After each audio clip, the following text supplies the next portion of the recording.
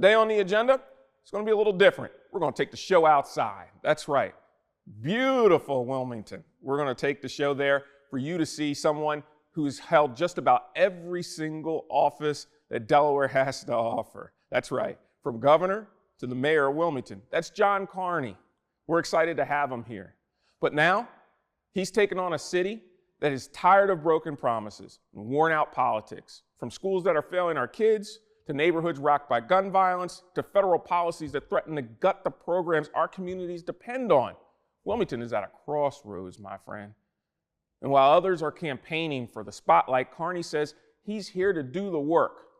So we're meeting him where leadership should live. Open, face to face, and with nothing off limits. The questions are going to be hard, and the answers need to be real, because this is the agenda. And the conversation starts right now.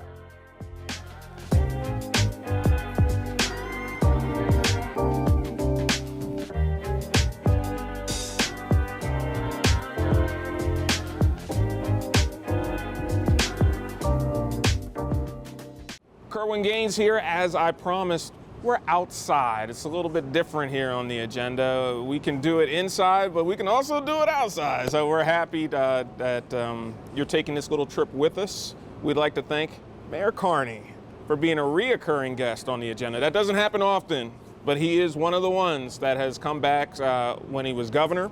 We've picked up trash together. We've done a lot. We've done it all. We've done it all, and today we're going to continue to do it. Mayor, welcome to the show. Great to be here again. Beautiful day.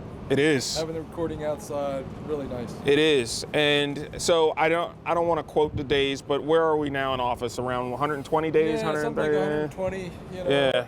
4 months in. It's been a great ride so far. The thing that's really quite amazing is how nice people are. Really? Yeah. People would say to me all the time, you want to be the mayor, all that controversy. Well, we haven't. We've tried to work hard with council.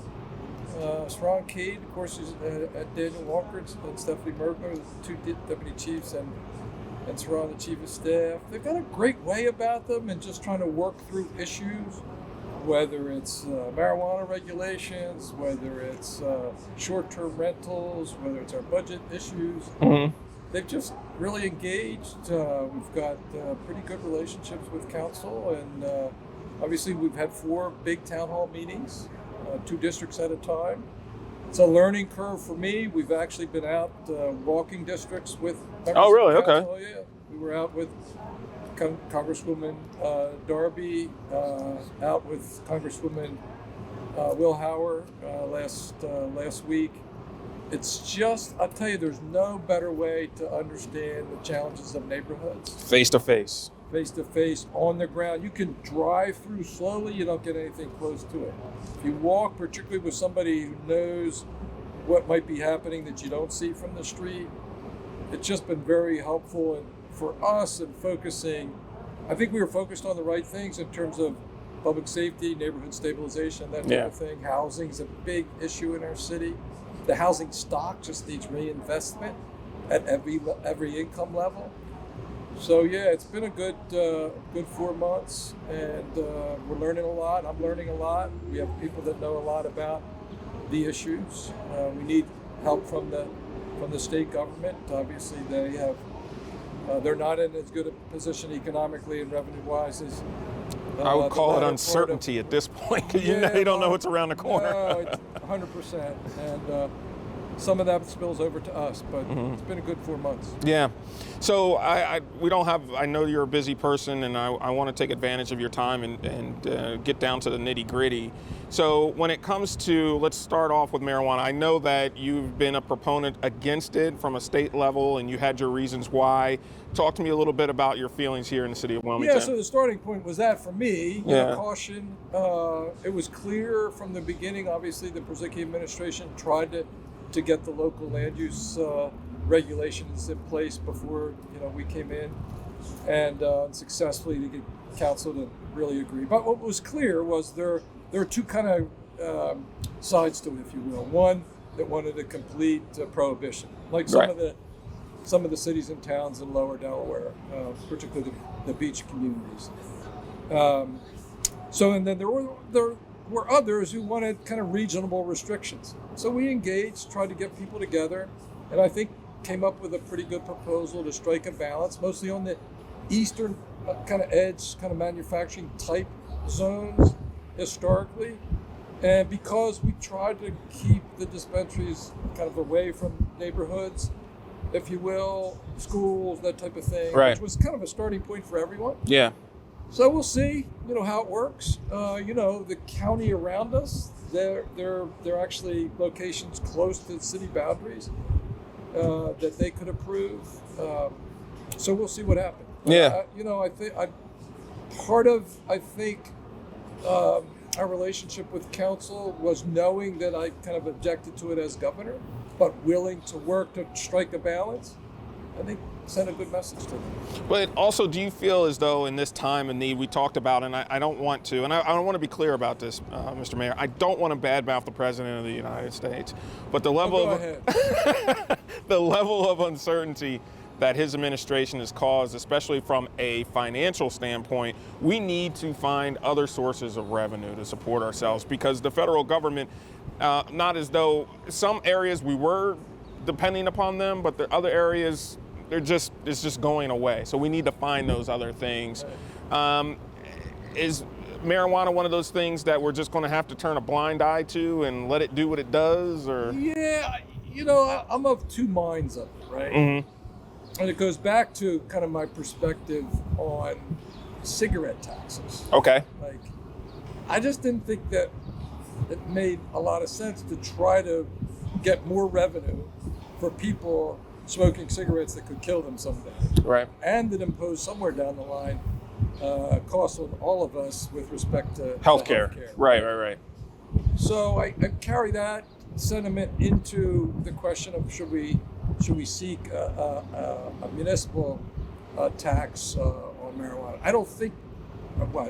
I know we don't have the authority to do that right now. Mm-hmm. So the question would be whether we would approach the state about that. Their members of council are interested in that, and my view is, try to find support there. We could use that. I just don't like the idea. It's like liquor taxes. It's like cigarette taxes. You're promoting those things that can be harmful to people. Not necessarily saying that marijuana smoking is harmful to folks. For your revenue. I'd like to focus on growing our employment and people who live in the city. Yeah. In regards to that, people who live in this city, and I want to be clear because there's a lot of folks that watch this show that may have questions in regards to their citizenship here in the country. Right. And we're seeing that ICE is moving pretty strong in Kent counties and Sussex counties. What would you say to those that are here in our county that may have questionable citizenship? There are friends, there are neighbors. We would help them get legal citizenship if they don't have them. We need them as workers and as neighbors. I don't want to get into battle with the federal government around it, and we haven't seen that yet. Okay, good. We've alerted our police department to the fact that we don't want to cooperate with ICE should they have, but we have a legal obligation. If we have information about someone and we do not collect that information, right, we have an obligation to share it with them. So right now, it hasn't been an issue for us. We read the paper, see the news, and know what's going on in other parts of the state and the country. But we have important work to do, and we have lots of resources that come from the federal government. Yeah. Picking a fight with them is not something that makes a lot of sense. It doesn't. Having said that, we love our immigrant populations. 100 plus years ago, my people came here from Ireland. We're all, to a certain extent, immigrants here in the U.S. Be careful how we throw stones. Exactly. Yeah. So when we're talking about federal funding, the AmeriCorps, as you know, something that Wilmington was taken advantage of and has just been cut. Yeah, the biggest concern there is the effect.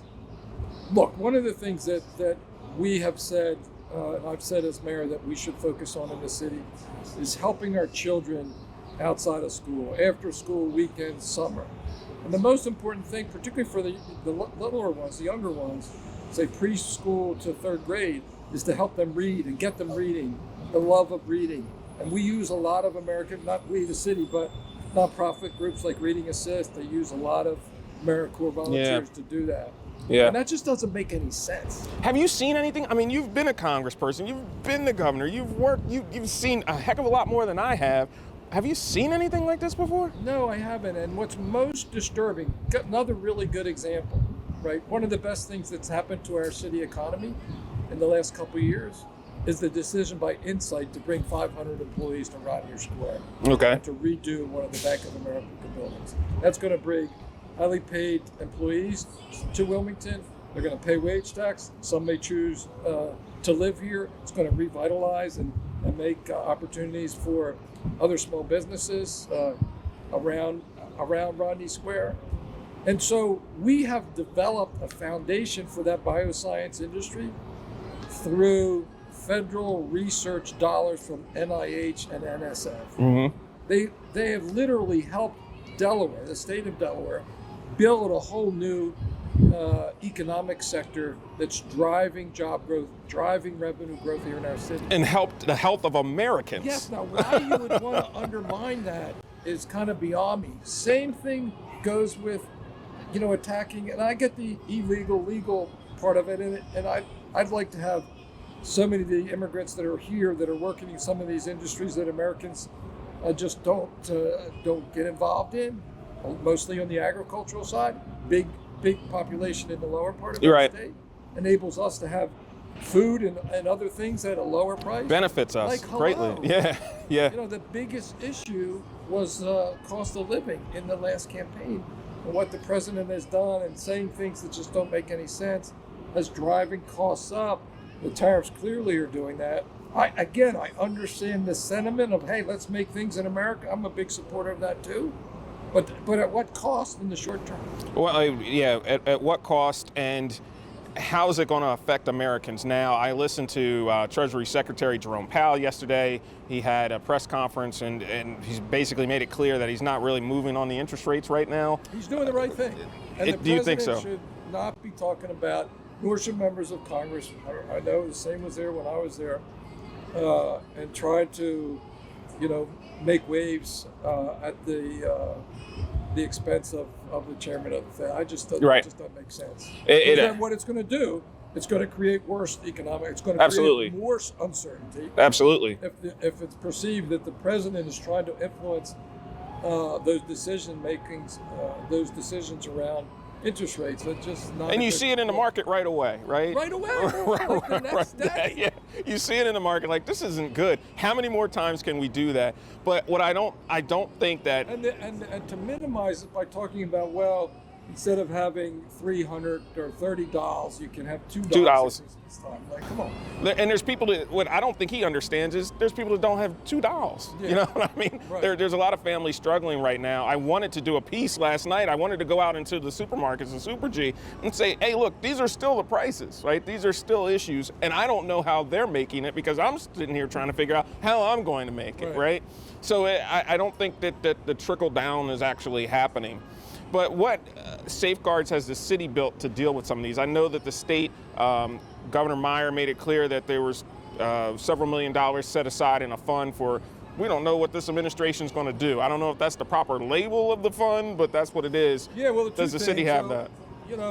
When I came in as governor 9 years ago now, we had a $350 million deficit. Mm-hmm. I left behind, as I exited from the governor's office, more than almost $1 billion of reserve. So a 5% reserve required by law, the rainy day fund, and almost double that, $400 million in reserves. Now, some of that has been diminished because of the estimates that the DFAC committee, Delaware Economic Financial Advisory Committee, have come up with. But there are plenty extra reserves to buffer any impact that we're talking about here from the federal government in the short term. Now, in the long term, it's a different question. Yeah. But right now, we should be in good position. If we go into recession, kind of all bets are off. Unemployment goes up, tax collections go down. the costs of unemployment and other safety net services go up, and that's why it doesn't make any sense to be talking our way into a recession. Absolutely. That seems to be the case. Yesterday, it was mentioned that unemployment's around 4%. I think that's great. I don't know what. It's a pretty good number. It's a pretty good number, but I don't think they take into account the amount of people that are underemployed or working 2 or 3 jobs in order to make. Unless you're part of the 4%. Right. Yeah. And that is true, and it is the fact that in Delaware, and for some time, I assume it's tightening up, that we've had lots of job vacancies in the state government, probably close to 2,000 job vacancies. Now there's often, maybe most often, disconnects between people who are looking for work and the jobs that are available. Right. But that's on us to make sure that we have workforce development training programs to prepare people that are maybe out of work for some of the jobs that are available. Yeah. So, but if the president's going to talk us into a recession, that labor market's going to squeeze and unemployment's going to go up. You're not going to have the vacancies that currently exist for people to go into. Yeah. So now let's talk about education a little bit. I know you were very active when you were governor, trying to make sure and fix this issue that we have of being 45th in the nation. And right now, it's harder for the city of Wilmington because of the structure of the school districts. That responsibility doesn't fall on the states, but the city is working towards, I guess, advocacy and outreach and accountability of the schools, and I believe that you're doing something like that too. Yeah, I mean, I'd like to lead the way. Yeah. And lead the way for reconfiguration of the school districts. And I've been working that, frankly, for almost 8 years. It's time to make some decisions. It is. It is. And Senator Lockman has got a group, and they've narrowed the various options down to 3 or 4. In my view, it's really pretty easy. You just figure out. There are some details that have to be sorted out for sure, but it's essentially, north of the Brandywine or some variation goes to the Brandywine School District, and south of the Brandywine or some variation of that goes to Red Clay. Tony Allen took it all the way to the 1 yard line 10 years ago. Right. And it got approved by all the various school boards. It was approved by the House and the General Assembly, not approved by the Delaware State Senate. And it was all of that territory that is now part of the Christina School District going to Red Clay. I think some modification of that balances that out a little bit. I don't think it's a good idea to concentrate children in poverty into one school district. No. So you want to have the resources to meet that. But I'm going to start talking more about it, trying to encourage, nudge, if you will, try to get our delegation here in the city to rally around one solution. And really then, once we get that, then you have a better government situation for the parents of the children in the city. Let's get to work on making sure our third graders can read proficiently by the time they get to third grade. So have you talked to Secretary Martin about this? I have. Yeah. And I said to her, I'm going to be more vocal about it. I hope you can join us. She agreed with me about one really critical, I think, fact, and the one I just mentioned, which is there's no place in the country where concentration of poverty in one school district works. Right. It doesn't yield good results. Yeah. Let's not do any more of that. Right. Everybody agrees. In fact, the legislature has already passed a resolution that says it's time for the Christina School District, which is a city of Newark center district, to be out of the governance and the administration of schools here in the city. That's not an insignificant presence here. Their children are performing the worst, and we need to do something to address that. Yeah, I think it needs to be done right now. What would you tell parents that, this year's over, right? May is here. We're going to have kids walking across their stage next year. And do you feel that the kids or the youngsters, the young adults in your city schools have the proficient skills to be an addition to the workforce? They have to be.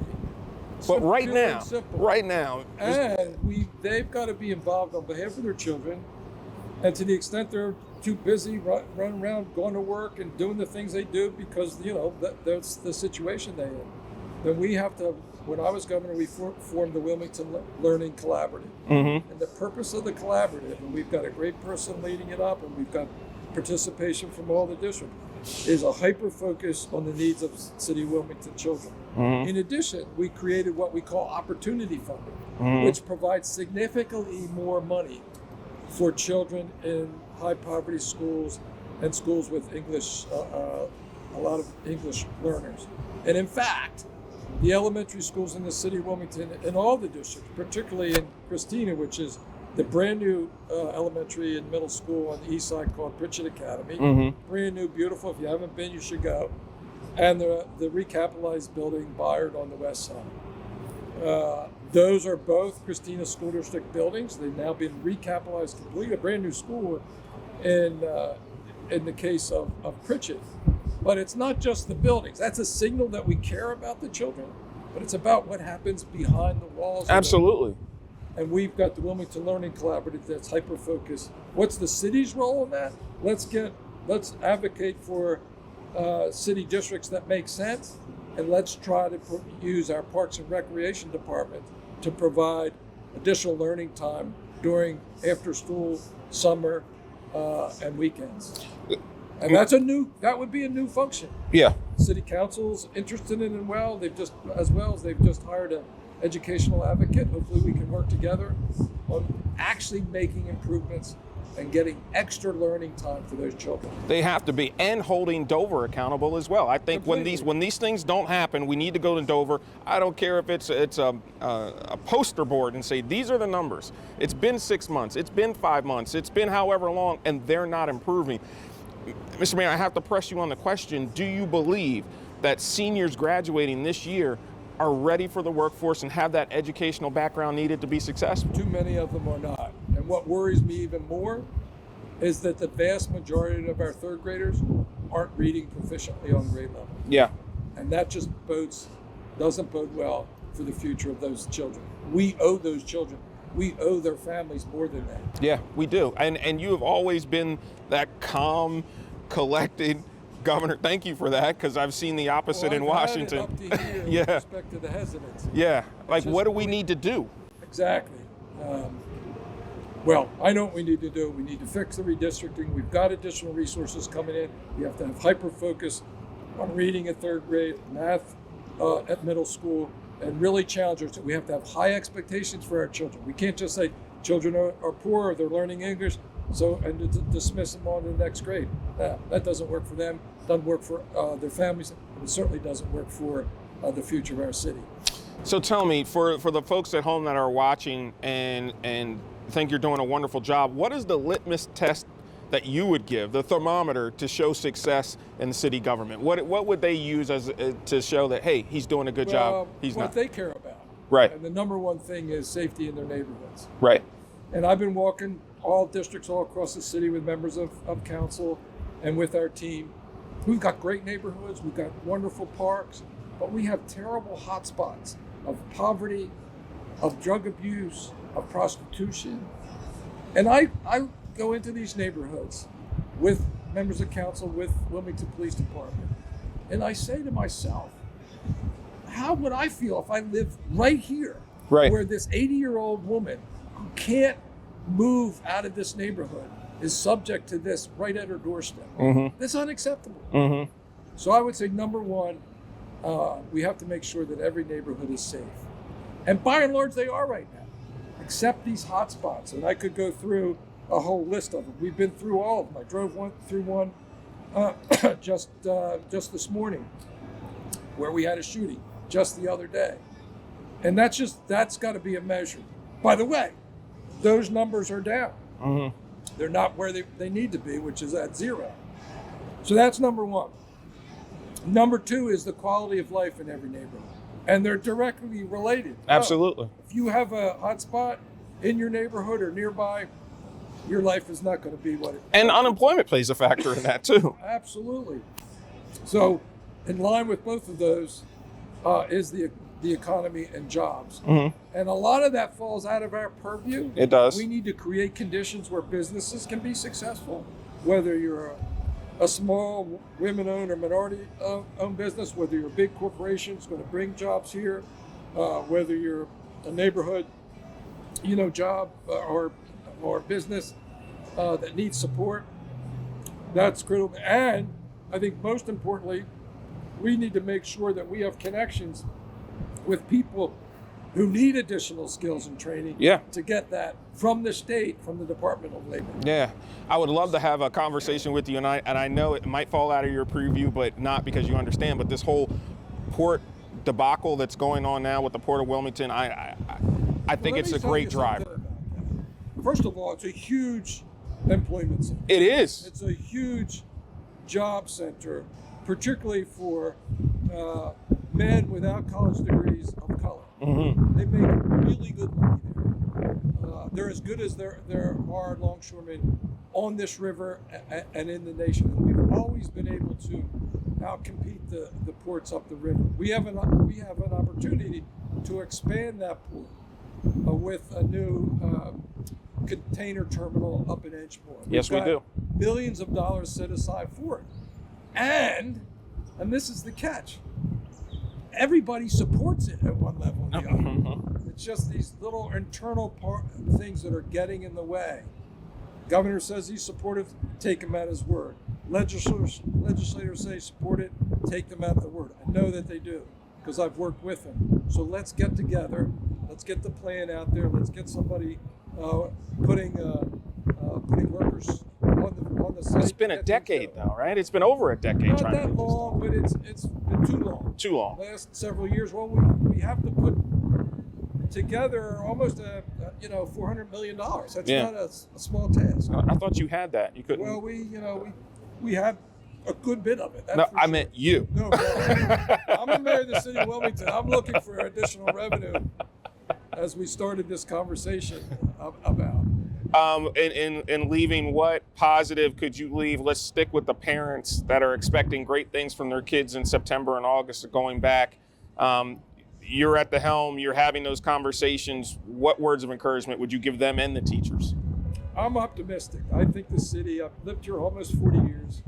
It's as good as it's ever been. Mm-hmm. We still have our challenges. I think what I point to as a signal, as a sign of better days even to come, is the new Pritchett School on the east side of Wilmington. It's a brand new school. It's a beautiful school if you haven't been there. And more than that, it represents our commitment to the children of our city. Same thing with Bayard on the west side. And of course, the other school buildings on the north side. Yeah. To me, that's what it's all about. It's really hope for the future. We've got great parks, great neighborhoods all across the city. It's a great place to live in. We just need to be positive about it and deliver on what our constituents expect of us. Clean and safe streets, good schools, great parks, great quality of life. It's a pretty big ask, but something that we're up to. And we're expecting accountability. Absolutely. Accountability and transparency, and you've heard it all right here on the agenda. Mayor Carney, thank you so much. Great to be with you again, Kerwin. Appreciate it, and we look forward to seeing you next time, maybe outside, right here on the agenda. He's been Delaware's decision maker, its budget writer, its top executive, and now John Carney is asking the people of Wilmington to trust him again, not as governor, but as mayor. Trust him to fix a city that's been bleeding quietly, but consistently for decades. A city that's lost far too many of its children to violence, lost too many classrooms to policy paralysis, and lost too much time waiting for someone finally to make it a priority. Wilmington just isn't an idea. It isn't a campaign stop. It's a living, breathing city with mothers who pray their sons make it home at night, with students who walk into underfunded schools, hoping their dreams aren't out of reach, with businesses that want to grow, and they want to know that they'll survive. And let's not pretend that all the threats to Wilmington's future wear ski masks or stand on corners. Some of them sit in Washington, because when the presidential administration proposes gutting AmeriCorps, slashing educational funding, attacking affordable housing, and choking off food assistance, Wilmington bleeds quietly, but deeply. So the expectation here isn't just that a mayor shows up to fill potholes or attend ribbon cuttings. The expectation, the obligation is to be a firewall between the people and the policies that treat their lives as expendable, a firewall between Wilmington's working families and the federal government that seems more interested in scoring political points than protecting American cities. This city can't afford passive leadership. It can't. It needs someone who will defend it fiercely, relentlessly. Because if Wilmington is under attack from poverty, from policy, or from Washington, it deserves to know that City Hall is on the front line. This isn't about potential anymore. It isn't about proof. It's about whether anyone in elected office is willing to deliver, not to the donors, not to the political allies, but to the people. The people who have been told for just too daggone long to wait their turn, because the soul of the city doesn't reside in political speeches or clever sound bites. It lives in the classroom where kids are actually learning. It lives on the blocks where the sound of gunfire has been replaced by the sound of opportunity. It lives in citizens who are tired of being patient and demanding progress. So we'll be watching, the streets will be watching, and if this city changes for the better, it won't be because we crossed our fingers. It'll be because we held leaders accountable, loudly, consistently, and unapologetically. This is the agenda. Thank you for watching, and as always, be safe.